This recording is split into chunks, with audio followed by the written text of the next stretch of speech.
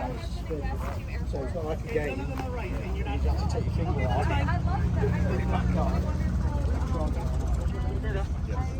Commander as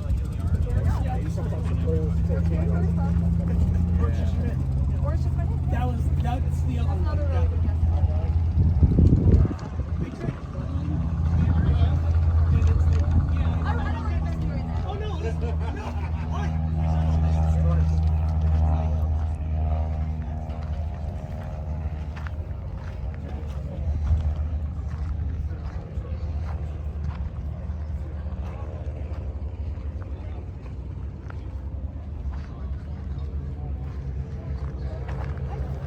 To be honest, I don't watch it often. You don't use social media at all? No, I don't.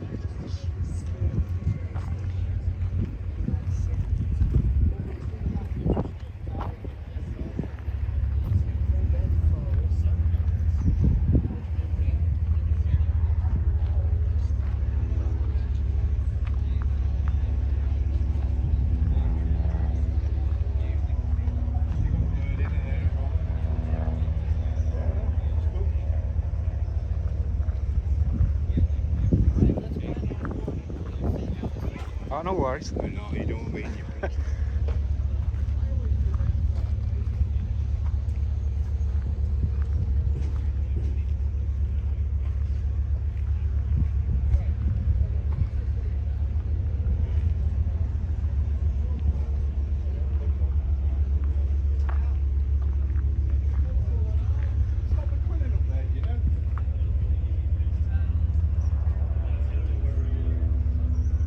He walked past me about 5 minutes ago over here.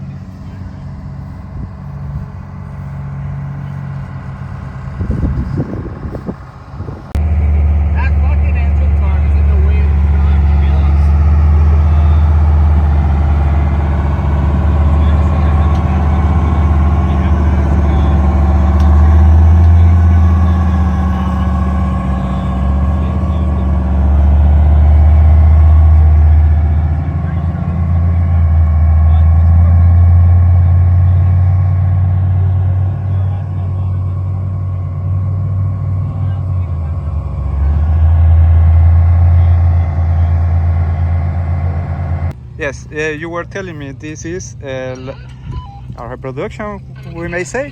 The motorcycle? Yes. Was it's This one is original? original, yeah. Oh, okay. Ben, do you know more about the motorcycle? BMW. It's on Auto Union, so Audi. Okay. It's a two-stroke motor. I think this one's a, what is it, 1938?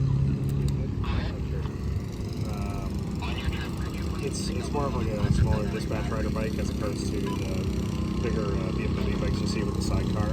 Okay. Which is more for outdoors, stuff like that. Kind of since these are just general use. Okay, for messengers and that kind of stuff. Okay, thank you. So you were telling me that these were used in Italy and maybe in Africa also?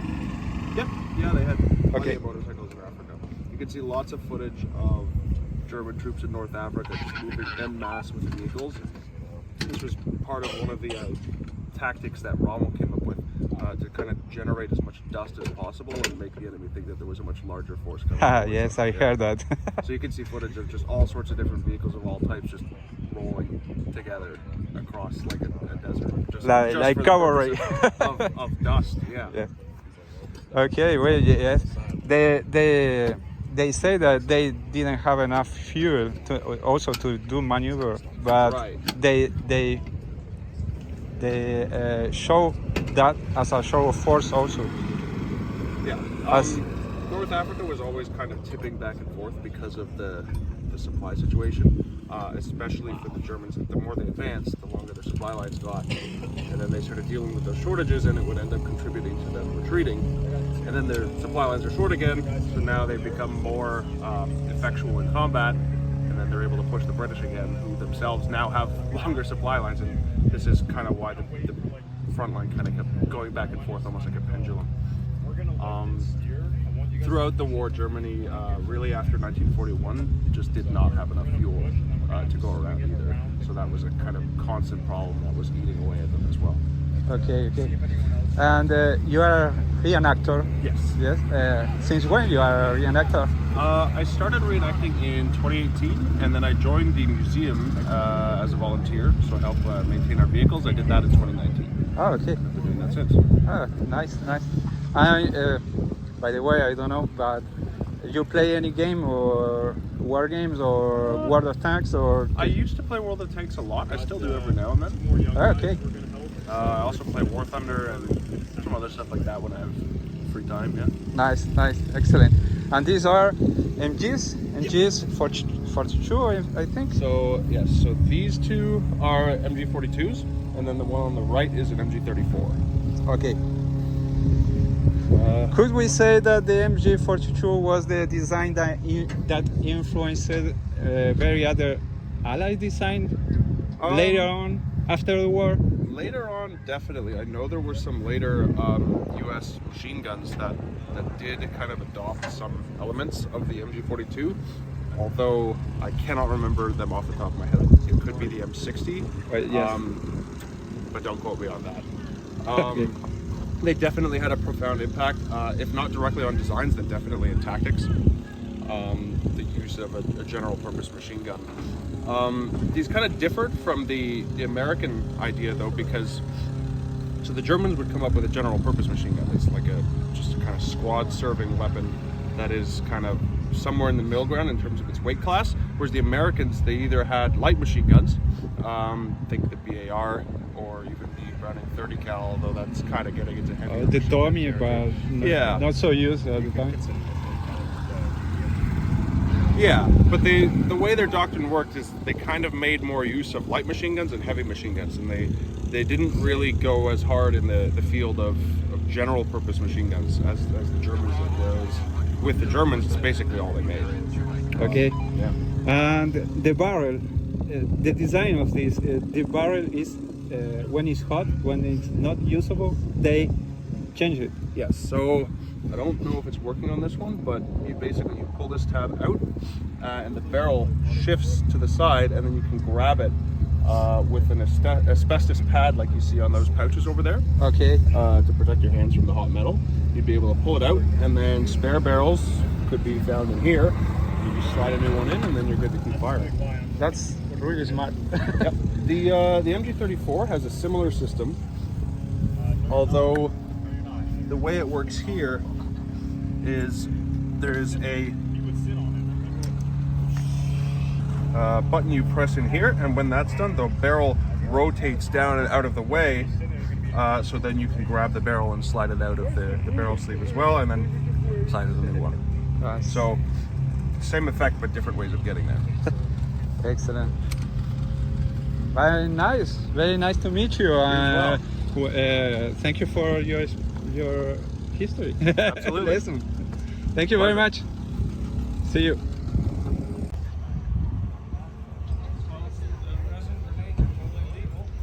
It's just illegal to ship via Canada Post. I see.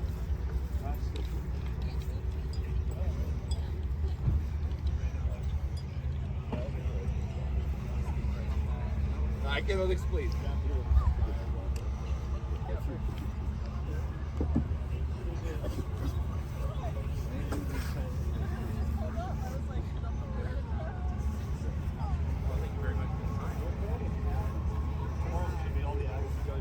Yeah, I think we will. Do you want to look around the setup? How fun was that, right? We'll go.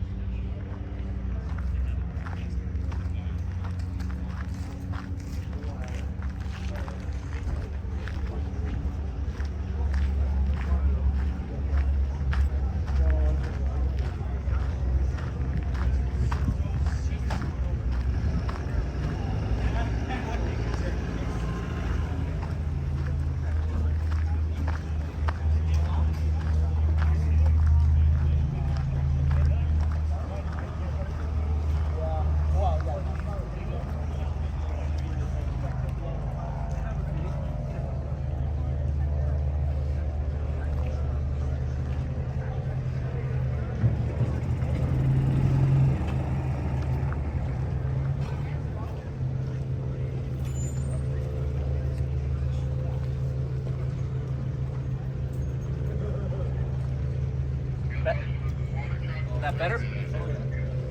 Dust. There you go.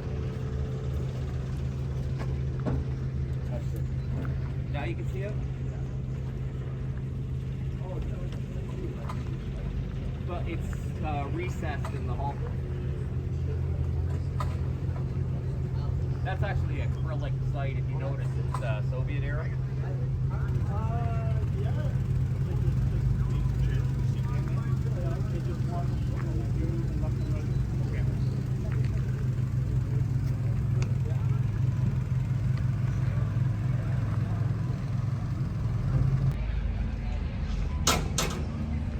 Just doing the ice run and getting coolers set up. As soon as we have that available, we will get them up to the station. Best I can do right now is just a flat of water.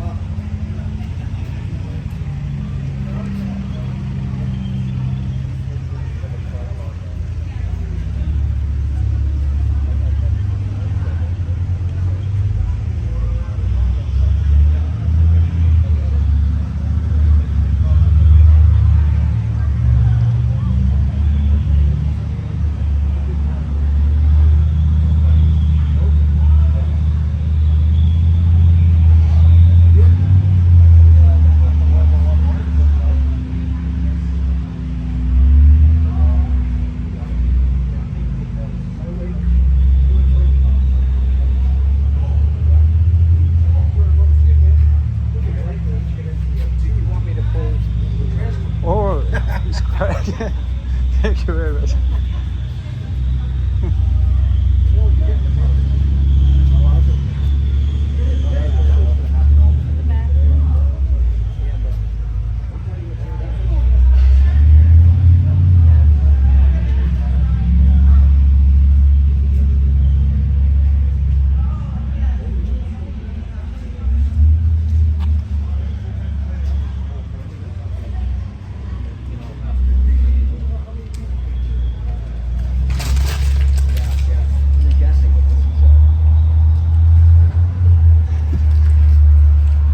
What are those?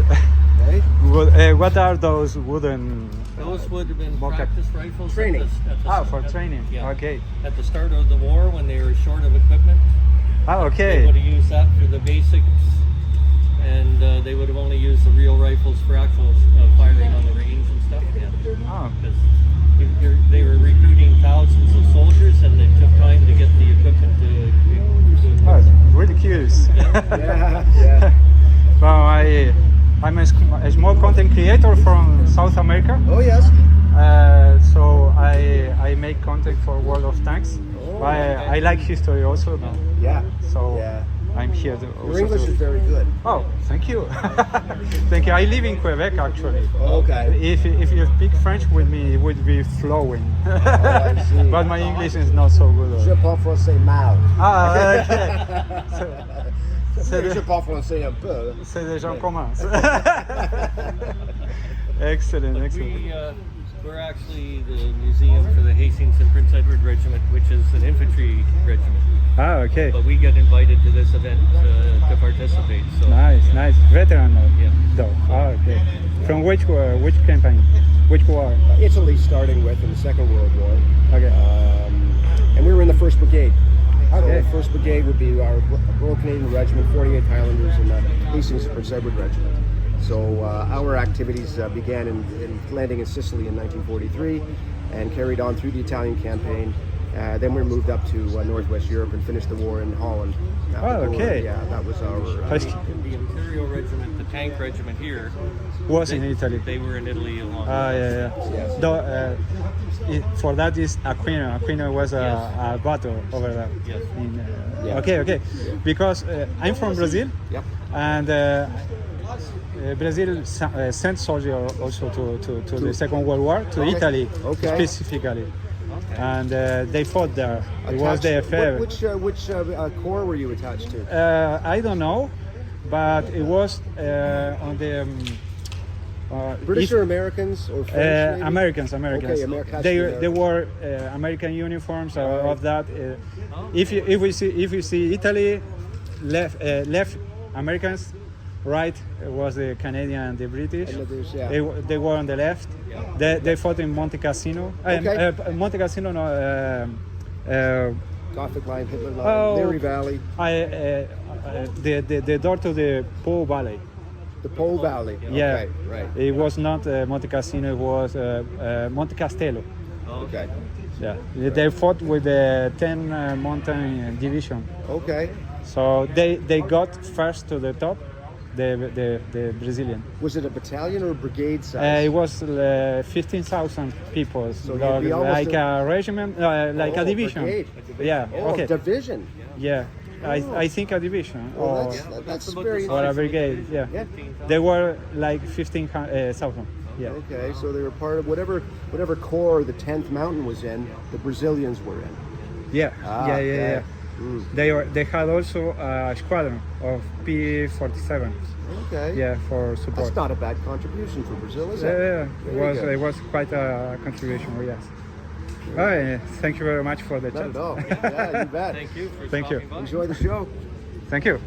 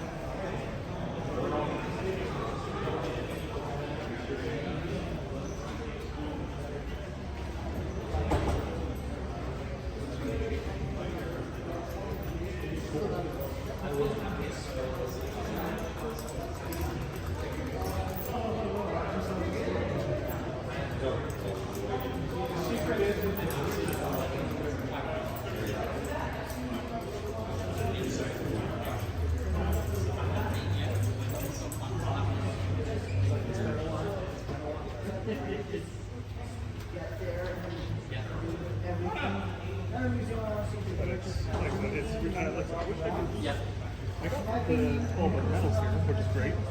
And I think that's...